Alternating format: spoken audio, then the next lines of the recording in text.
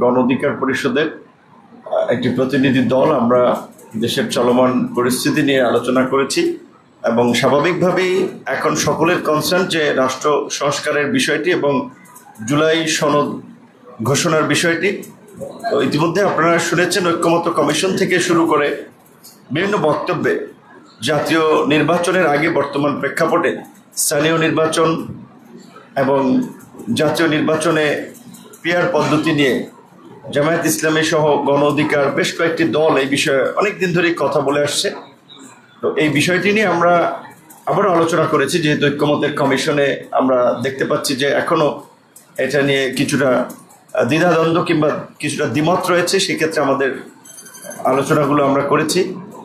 পাশাপাশি ফ্যাসিবাদের পতনের পরে মানুষের যে একটা ইতিবাচক পরিবর্তনের স্বপ্ন, বাংলাদেশে বর্তমান প্রেক্ষাপটে যে বিষয়টি নিয়ে সাধারণ মানুষ খুব অতিষ্ঠ এবং অনেকে ক্ষুব্ধ হচ্ছে যে বিভিন্ন জায়গায় দলবাজি, দখলবাজি, চাঁদাবাজি, দুর্নীতি এগুলো বন্ধে এবং এগুলোর প্রতিকারে আমরা পরস্পর কীভাবে কাজ করতে পারি এবং স্বাভাবিকভাবেই দেশের চলমান পরিস্থিতি থেকে শুরু করে আগামী জাতীয় নির্বাচন সব বিষয়গুলো নিয়ে আলাপ আলোচনা হয়েছে এবং দেশ জাতির বৃহত্তর স্বার্থে এই জুলাইয়ের অংশীজনরা আমরা কিভাবে পরস্পর কাজ করতে পারি সেই বিষয়গুলো নিয়েও আলাপ আলোচনা হয়েছে।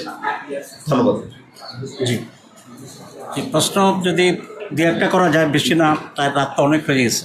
দু একটা প্রশ্ন যদি আপনার করতে চান। জাতীয় নির্বাচনে পিআর পদ্ধতি নিয়ে কি আপনারা কি এক জায়গায় এসে পৌঁছেছেন? একটা বিষয় একটু বলে রাখি যে আজকে প্রধান নির্বাচন কমিশনার ইতিমধ্যে বলেছেন যে তারা জাতীয় নির্বাচন নিয়ে ভাবছেন, স্থানীয় সরকার নির্বাচন নিয়ে আসলে এই মুহূর্তে ভাবছেন। এই বিষয়টাকে আপনারা আসলে কিভাবে দেখছেন, যেহেতু আপনারা এই ওনার ব্রিফিং এর পরেই বৈঠক?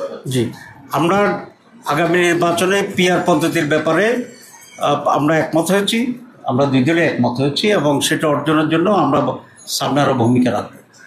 এটা নির্বাচন কমিশনের বক্তব্য, কিন্তু আমরা মনে করি এবং দেশবাসীর অধিকাংশ মানুষই এটা আশা করে যে আমাদের স্থানীয় নির্বাচনটি আগে হবে, কারণ মানুষ অনেক সাফার করতেছে, তাদের সাফারিং দূর হওয়া উচিত। 2 নম্বর, আমরা যে কেয়ারটেকার সরকারের যে আলোচনাটি হচ্ছে এবং যেটাতে আমরা ঐক্যমত্য আছি, সেখানে এটাও আছে যে স্থানীয় সরকার নির্বাচন এবং জাতীয় নির্বাচন কেয়ারটেকার সরকারের অধীনে হইতে হবে।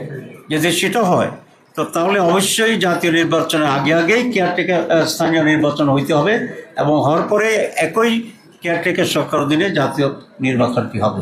সেটা সিএসসি বলছে যে গভর্নমেন্ট চাইলে আমরা 2 নম্বর হচ্ছে যে সিএসসি যেটা বলেছেন, আমি এখন বললাম যে যদি গভর্নমেন্ট চায় তাহলে তারা জাতীয় নির্বাচনের আগেই স্থানীয় নির্বাচন করতে তারা সক্ষম আছে এবং সেটা করতে পারবে।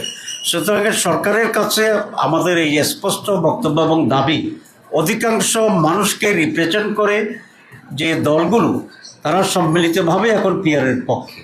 সুতরাং এটাকে কনসিডার করে আমি মনে করি সরকার আগামী নির্বাচন পিআরের মাধ্যমে করবেন, এটা আমরা আশা করি, এবং না হলে সেটা আদায় করার জন্য আমরা কনস্ট্রাকটিভলি আমরা প্রচেষ্টা চালিয়ে যাব ইনশাআল্লাহ। জি, আত্মপ্রশ্ন মৌলিক প্রশ্ন তো একটা দুইটাই। ওকে, থ্যাংক ইউ। ভিতরে এই গণ অধিকার পরিষদের